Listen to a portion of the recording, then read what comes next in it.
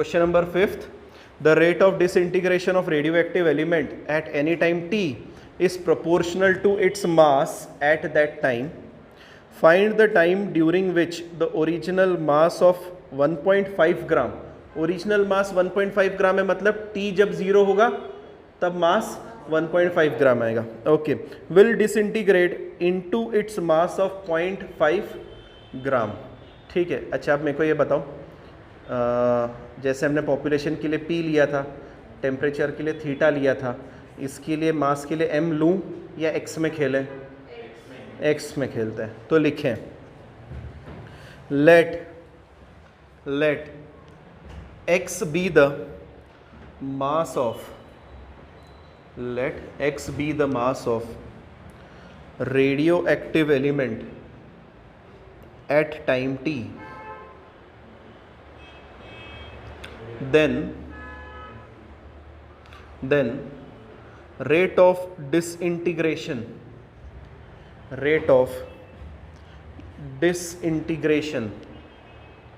dx by dt is proportional to x, is proportional to x. हो गया. चलिए शुरू करते हैं. तो अकॉर्डिंग टू क्वेश्चन क्या होगा, लिखो नीचे. दैट इज, ये क्वेश्चन नंबर 5 है ना, that is dx by dt is proportional to x, that is dx by dt is equal to minus k x. क्यों? डिसइंटीग्रेशन है ना, मास कम हो रहा है, तो चाहो तो डॉट डॉट डॉट करके लिख सकते हो एज मास डिक्रीजेस. ठीक है, वहाँ पे लिखो. नेगेटिव साइन क्यों लगाई हमने? क्योंकि मास डिक्रीज हो रहा है. वही हंगामा सर, x को इधर बुलाएंगे, 1/x dx is equal to minus k dt. Integrate इसका आएगा log of x is equal to minus के टी प्लस सी. अब ये first equation, at t equal to 0 x is equal to 1.5 gram. देखो उसने दिया है ना, ओरिजिनल मास था 1.5 ग्राम का जो कम होते जा रहा है. तो जब टाइम 0 था मास 1.5 ग्राम था, तो यहाँ पर हमें दिखेगा t की जगह पर 0, यहाँ पर 1.5, मतलब c is equal to log of 1.5. आगे बढ़ते हैं नेक्स्ट. इस पे इसको मिटा देता हूँ, डिक्रीजेस वाले को. हाँ, नेक्स्ट आगे क्या बोल रहा है बताओ. और कुछ कंडीशन दी होगी ना उसने. At time t is equal to कुछ दिया है, हो गया.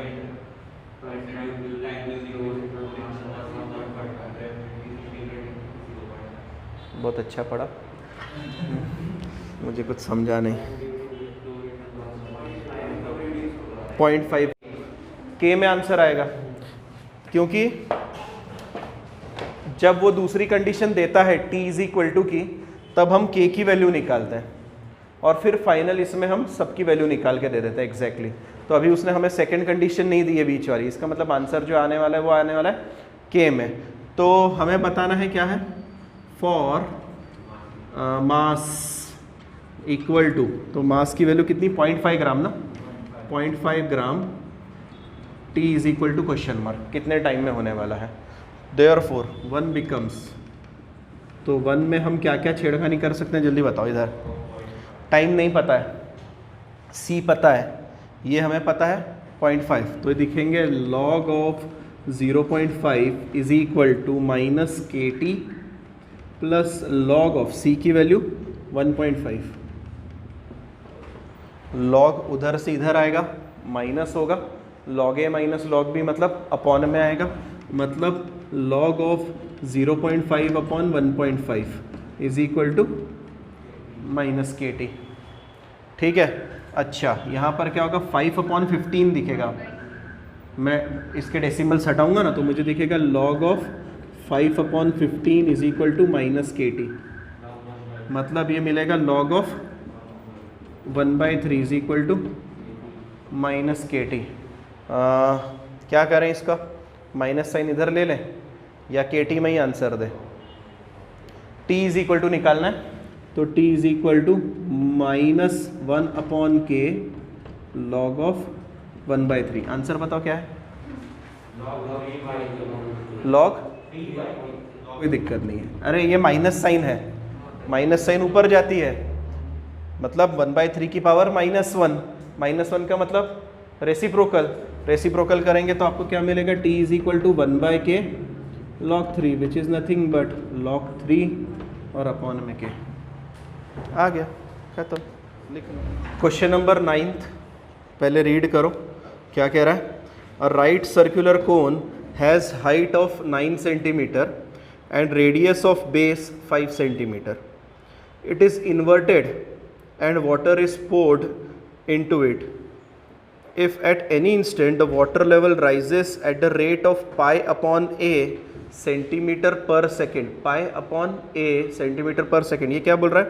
वाटर लेवल राइजेस, ठीक है, where a is the area of water surface and then show that vessel will be full in 75 second. मतलब टाइम दे के रखा है उसने, या नहीं, टाइम हमें फाइंड आउट करना है, मैं बताऊंगा क्या है।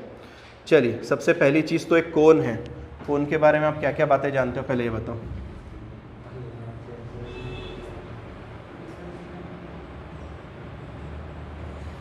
ठीक है, उसमें पानी का लेवल जब बढ़ेगा तो ये उसका वाटर सरफेस है, उसने देखो वाटर सरफेस की बात करी है, और वाटर सरफेस कैसा रहेगा? सर्क्यूलर रहेगा।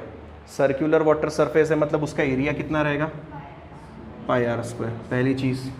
और उसने a बोला है, इसलिए हम यहाँ पर अपनी मर्जी से वेरिएबल नहीं ले सकते, x या y पर नहीं ले सकते, तो यहाँ पर मुझे a बोलना ही पड़ेगा उसे।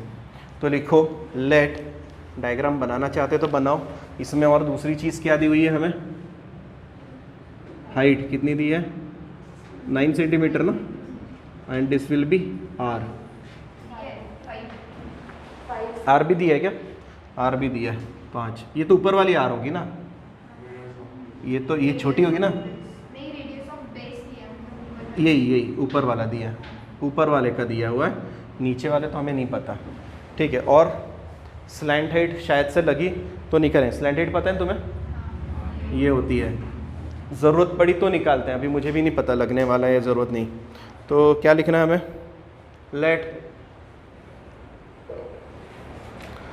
r be the radius, r be the radius of water surface and h be the height of the water at time t, h be the height of water at time t. Therefore capital A is equal to pi r square centimetre square, pi r square centimetre square. सही है ना, area का formula तो लगा है अपन ने। आगे लिखो, since height of cone is 9 centimeter and r and radius is 5 centimeter, therefore r upon h कितना आएगा वो लिखो। therefore r upon h कितना? 5/9। ठीक है, r की वैल्यू निकाल लो। मतलब हमने क्या क्या निकाल लिया अभी बताओ मुझे धीरे धीरे।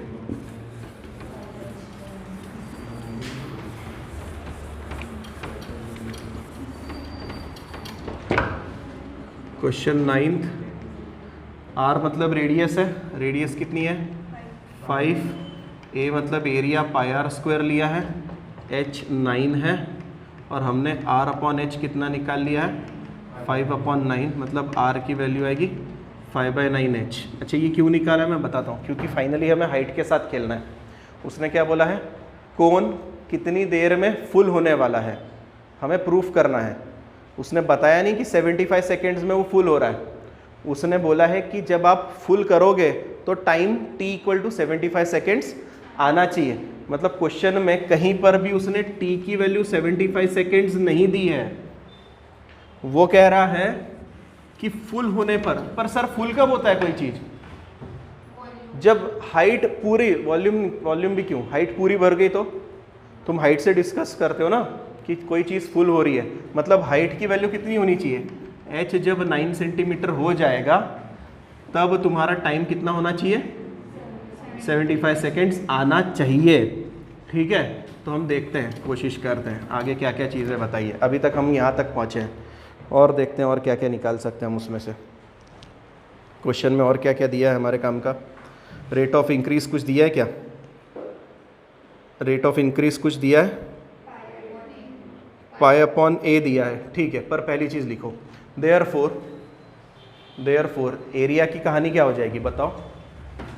Therefore area is equal to pi r square which is equal to pi 5/9 h का स्क्वायर, मतलब 25 पाई अपॉन 81 h स्क्वायर। ठीक है, यहाँ तक तो हमने निकाल लिया। अब रेट ऑफ इंक्रीज के पास चलते हैं। बोलूं, लिखो, द वाटर लेवल और rate of change of water level, rate of change of water level that is dh upon dt rises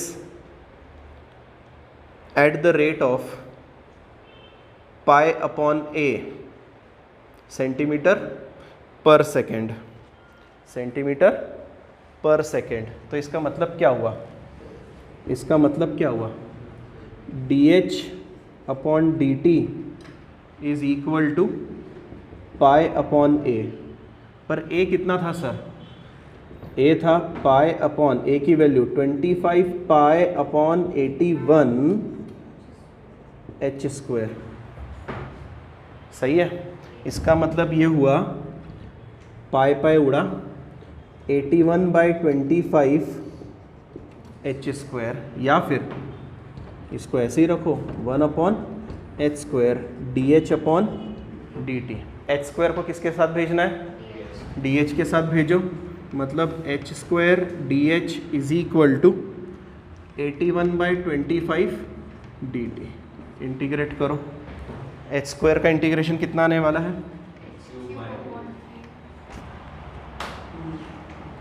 कुछ गड़बड़ नहीं हुई ना, एक बार चेक कर लेना। अच्छा, इधर आएगा 81/25 t प्लस सी,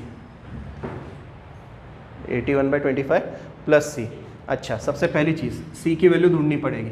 c की वैल्यू कैसे ढूंढेंगे, at time t equal to 0। जब टाइम t इक्वल टू 0 है तो क्या आपने पानी भरना शुरू कर दिया था क्या, नहीं था, मतलब तब जाके हाइट कितनी रहेगी, 0 रहेगी। तो मैं लिखूं h इज इक्वल टू 0, मतलब ये 0 ये 0, तो c इज इक्वल टू, मतलब c निकल गया। अब आगे बढ़ते हैं, अब मुझे फुल कर देना है, फुल कर देना है मतलब मुझे हाइट कितनी कर देनी है, 9 कर देनी है। तो मैं लिखूं व्हेन क्या बोलूं, cone is full that is h is equal to 9 centimetre, t is equal to unknown. t हमें नहीं पता है, हम वैल्यू रखते हैं, तो h की जगह पर क्या रखना है, 9 रखना है, मतलब 9 cube upon 3 is equal to 81/25 sorry t। इसका मतलब क्या हुआ, इसको मिटा दूं, इसका मतलब क्या हुआ, t इधर बैठा रहेगा, इधर चला जाएगा, t is equal to 9 cube upon 3 into 25/81। पर तुम्हें तो पता है 81 मतलब 9 का स्क्वायर, तो मैं लिखूँ इसको 9 का स्क्वायर, मतलब ये कटा 1 बचा, ये कटा 3 बचा, मतलब कितना है 75 second. Hence the water tank या फिर cone gets full in 75 seconds. Question देखो क्या कह रहा है, assume that a spherical raindrop evaporates at rate proportional to its surface area। मतलब एक स्फेरिकल रेनड्रॉप है जो इवोपरेट हो रहा है, तो वो इवोपरेट हो रहा है मतलब क्या कम हो रहा होगा, उसका रेडियस वॉल्यूम कम हो रहा है ना, क्या कम हो रहा है, वॉल्यूम कम हो रहा है। और क्या बोल रहा है वो, किसके प्रोपोर्शनल बोल रहा है वो, proportional to its surface area. मतलब अच्छा चेंज हो रहा है, मतलब क्या चेंज हो रहा है, अभी बात की हमने, वॉल्यूम चेंज हो रहा है। वॉल्यूम चेंज हो रहा है किसके साथ, वॉल्यूम चेंज हो रहा है टाइम के साथ, मतलब dv upon dt is proportional to surface area. Surface area को जनरली हम s डिनोट करते हैं, ठीक है। तो लिखो, मतलब पहली चीज़ ये तो पता चले कि क्या कम हो रहा है और क्या ज़्यादा हो रहा है, उसके बाद क्वेश्चन करेंगे। लिखो let r be the radius, short में लिखना है तो लिखो r equal to radius, v equal to volume and s is equal to surface area of rain drop at time t।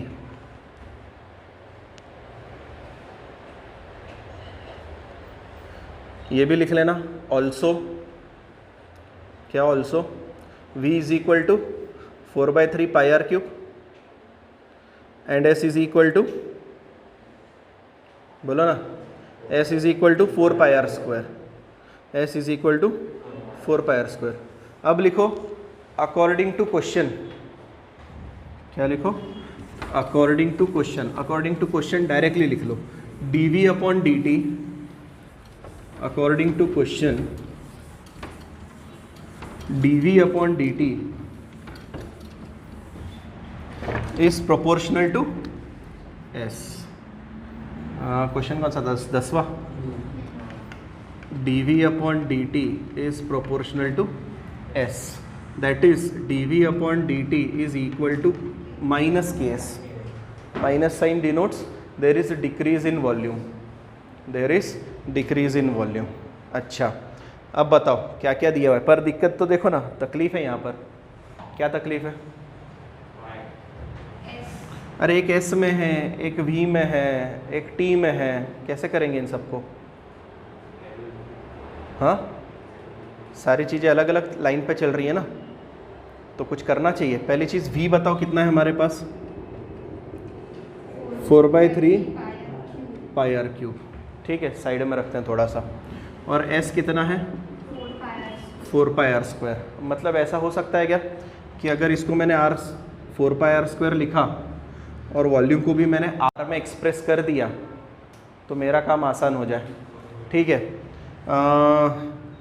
dv by dt कितना आएगा जरा बताना इधर, ध्यान से, 4/3 pi 3r square dr by dt, ठीक है। यहाँ पर ये बंदे उड़ गए, हमारे पास क्या क्या मिला है, ध्यान से देखो, 4 pi r square dr by dt, ये कुछ है क्या सर, s मतलब मैं लिख सकता हूँ s dr बाय dt, मतलब dv बाय dt को लिखा जा सकता है s dr बाय dt। तो लिखे हम यहाँ पर और वैल्यू चढ़ाते हैं, तो क्या क्या मिल रहा है जल्दी जल्दी बताओ मुझे। मुझे मिल रहा है s dr by dt is equal to minus ks, उड़ा दें, ठीक है। तो अगर इनको अगर उड़ा दिया तो यहाँ बचा dr, इधर बचा माइनस k dt, इंटीग्रेट करो दोनों तरफ, इसका इंटीग्रेशन क्या आएगा r, इसका इंटीग्रेशन कितना आएगा माइनस kt प्लस c, रोक दो। आगे क्या कंडीशन दी है अब ये बताओ मेरे को। रेडियस कितना है ओरिजिनली 3 mm, इसका मतलब क्या होता है, रेडियस अगर ओरिजिनली 3 mm मतलब at time t is equal to 0 r is equal to 3 mm। इसका मतलब ये होगा कि c की वैल्यू 3 आ जाएगी। अरे सही है ना, देखो ना, यहाँ पर t की जगह 0 रखा, r की जगह पे 3 रखा, तो c की वैल्यू 3 आ गई। अब हमारे पास दोनों चीज़ें आ गई, मतलब नहीं सॉरी, c की वैल्यू आ गई, k की वैल्यू ढूंढनी है। क्या और कोई कंडीशन दी है, क्या दी है, मतलब when t is equal to 1 hour. अच्छा 60 मिनट्स में चले, 60 मिनट्स में चले, 1 आवर इक्वल टू 60 मिनट, ठीक है। r कितना हो रहा है बताओ, 2 mm। रुको मेरे को ज़रा क्वेश्चन में ये बताओ कि उसको आंसर किस में चाहिए, आर्स में ही कैलकुलेशन चल रहा है किस में चल रहा है, find the expression of the radius. देखो उसने कहीं पर भी मेंशन नहीं किया कि मिनट में कहानी चल रही है या फिर आवर्स में कहानी चल रही है, तो मैं क्या करता हूँ, अपन 60 मिनट नहीं लेते हैं। पिछले वाले क्वेश्चन में क्या था, उसने मिनट्स में कहानी बताई थी। जब हम न्यूटन्स लॉ ऑफ कूलिंग कर रहे थे उसने बताया था 30 मिनट्स बाद 1 मिनट में इतना डिक्रीज हो रहा है। यहाँ पे ऐसा कुछ नहीं कह रहा है, तो हम t की वैल्यू 1 आवर ही रखते हैं ना, कैलकुलेशन आसान हो जाएगा हमारे लिए। अच्छा, t की वैल्यू 1 आवर होने की वजह से 1 कैसा दिखने लगेगा, 1 बिकम्स, बोलो 1 बनेगा, यहाँ पे 1 आ जाएगा। r की वैल्यू कितनी थी 2 mm, तो दिखेगा 2 इज इक्वल टू माइनस के प्लस सी। सी की वैल्यू कितनी थी 3, मतलब ये उधर उछलेगा, मतलब k की वैल्यू कितनी आएगी 1। अब k मिल गया, c मिल गया। अब लास्ट चीज़ क्या जानना चाह रहा है, बोलो ना, और कुछ होगा। Expression for radius of the rain drop, तो बस आपको r की वैल्यू बतानी है। Therefore r is equal to k की वैल्यू कितनी 1, तो माइनस टी प्लस सी। सी की वैल्यू कितनी 3, या फिर लिखें तो 3 माइनस टी, क्योंकि उसने r ही पूछा हुआ है ना, दूसरा कुछ नहीं पूछा। तो r is equal to 3 minus t, 1 minute, centimetre या मिलीमीटर, तो लिखेंगे ये यम लिखो, समझे। Question number 11th, rate of growth of population of a city at any time t is proportional to the size of population. Size of population, ठीक है। For a certain city it is found that the constant of proportionality is 0.04, मतलब k की जगह पर 0.04 दे दिया है, और बहुत अच्छा दिया है 0.04। Find the population of city after 25 years if initial population is 10,000। तो लिखे अपनी बकवास, let x be the population, let x be the population of city at time t। लिख लिया तूने, क्या बात, दिल खुश कर दी। at time t, then rate of growth of population dx by dt is proportional to p। ठीक है, करें शुरू। हमें क्या दिया है, therefore dx upon dt is proportional to x। dx upon dt is proportional to p, नहीं रहे x ना, अपन p नहीं लिए ना, क्या हुआ x। dx upon dt proportional to x, that is dx upon dt equal to kx, but k equal to 0.04। Therefore, मैंने p बोला था क्या, आपने t बोला था पहले स्टेटमेंट, t बोला था क्या, नहीं, कर लो करेक्ट, हो जाती है सवेरे से। Upon dt is equal to 0.04 x, x को बोलते हैं अपॉन में आ जा, मतलब 1 upon x dx is equal to 0.04 dt। Integrate क्या मिलने वाला है sir, log x is equal to 0.04 t plus c, first equation. ठीक है, पहले हम c ढूंढते हैं फिर k ढूंढते हैं, इस बार ऑलरेडी k दिया है तो सिर्फ c ढूंढने का काम है। और c ढूंढने के लिए हम क्या करते हैं, when t is equal to 0, x is equal to 10,000। देखो उसने बोला है ना इनिशियली पॉपुलेशन 10,000 है, तब से हमने काउंटिंग शुरू किया है, तो तब टाइम 0 लिया और x कितना हो गया 10,000, तो हमें मिला c की वैल्यू कितनी आई थी, log ऑफ 10,000 आई थी ना, मतलब ये कितना था, log ऑफ 10⁴, मतलब 4 log 10, या फिर ऐसा करते हैं log 10,000 ही रखते हैं c की वैल्यू, बाद में उसको उठा के इधर लेके आ जाएंगे। c की वैल्यू log ऑफ 10,000। अच्छा, तो अब नेक्स्ट क्या मांग रहा है, t की वैल्यू कितनी हो रही है 25 साल, when t is equal to 25 साल, x is equal to question mark. तो हमें फर्स्ट इक्वेशन कैसे दिखेगी, हमें equation 1 becomes log x equal to 0.04 into 25 और प्लस का c मतलब कितना, log 10,000। log 10,000 को बोला तो इधर आ, तो आया log of x upon 10,000 equal to 1।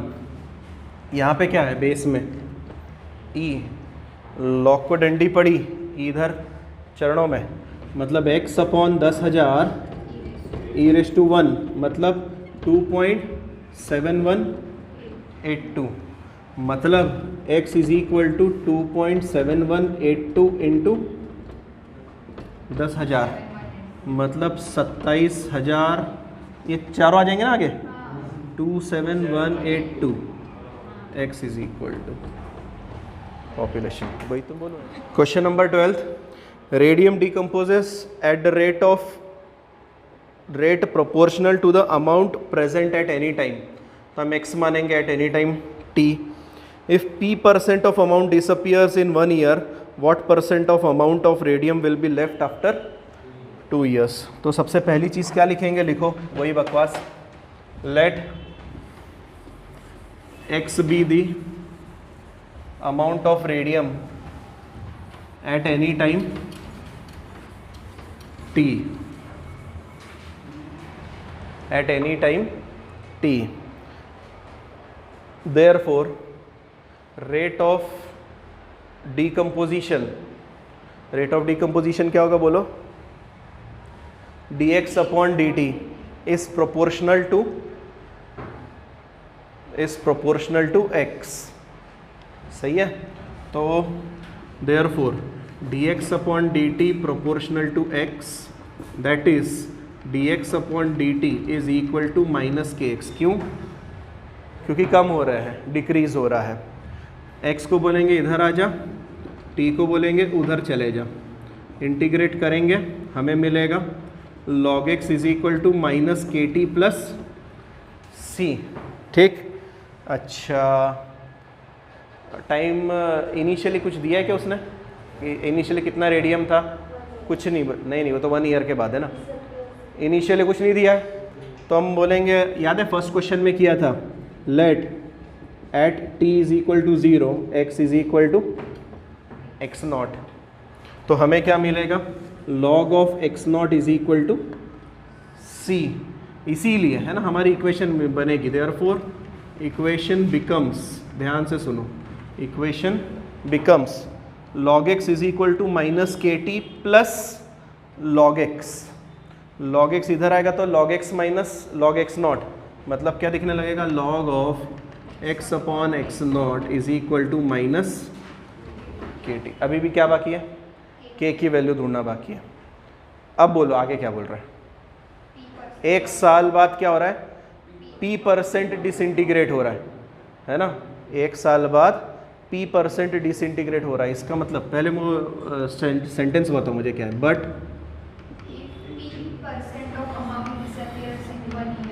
amount decreases by p% in 1 year, that is x0 minus p% of x0, x0 minus p% of x0 decreases। इसका मतलब समझ रहे हो तुम, that is x0 minus p upon 100 into x0। ठीक है, x0 common निकाल लें तो क्या मिलेगा मुझे यहाँ पर बोलो, p अपॉन 100, या फिर ठीक है ऐसे रखते हैं 1 माइनस पी अपॉन 100। मैं एलसीएम का सोच रहा था, देख लेंगे बात की बात। ठीक है, तो अब बोलो क्या होगा, therefore for t is equal to 1 year, x की वैल्यू कितनी हो रही है, x0 1 माइनस p बाय 100। ठीक है, हमें क्या ढूंढना था, आगे बोलो। अच्छा, k की वैल्यू ढूंढनी है, तो चलो रखते हैं इक्वेशन 1 बिकम, इसको नाम दे रहे हैं अपन, देयरफॉर इक्वेशन 1 बिकम्स। तो बताओ x की जगह पे क्या आने वाला है बोलो, x not times 1 minus p by 100 upon में x not equal to minus के, टी की वैल्यू कितनी थी 1, मतलब से माइनस के, क्या क्या कटा, एक्स नॉट कटा, ठीक। लॉग ले लें, log log log log log, नहीं लॉग कहाँ पर, ये है ना लॉग, पर लॉग लेना पड़ेगा, मतलब के की वैल्यू एक तो डायरेक्ट यही पटके या फिर कैलकुलेट करें। देखो भाई माइनस के इज इक्वल टू, मैं एलसीएम ले लेता हूँ, log of 100 minus p upon 100, सही है। ऐसा करते हैं कि के की वैल्यू ऐसे ही रखते हैं, ज़्यादा से ज़्यादा क्या करेंगे, माइनस साइन उधर दे देंगे। अच्छा माइनस साइन अगर मैं उधर दे दूंगा तो क्या हो जाएगा बताओ मुझे, 100 ऊपर चला जाएगा और 100 माइनस पी नीचे आ जाएगा।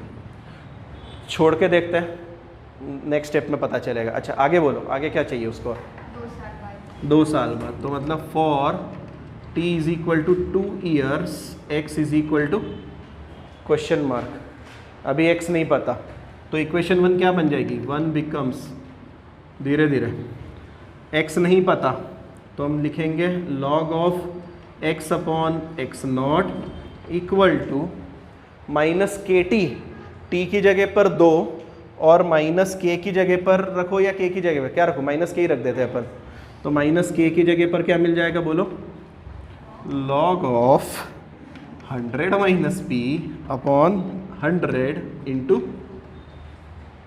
2, ठीक है।